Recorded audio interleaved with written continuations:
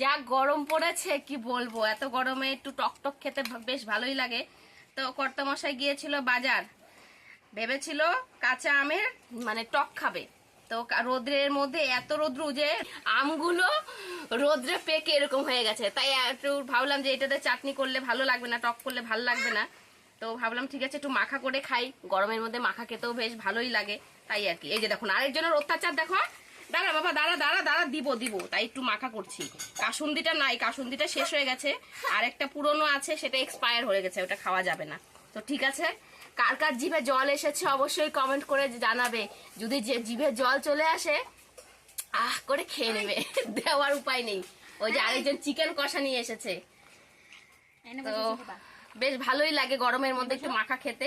তো ঠিক আছে একটু খেয়ে দেখি। বসো, আমি ছাড়াই ফুদে দিচ্ছি, বসো। নেই খাবি না, নেই আবার। আহ চোখ বন্ধ করতে লাগে নাকি? এটা যদি একটু কাসুন্দি হতো না, এত স্বাদ কেন?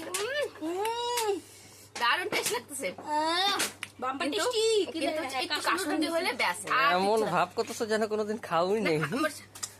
হয় না, একটা টক জিনিস এমন একটা ব্যাপার, টক দেখলে সবারই জিভে জল চলে আসে। টক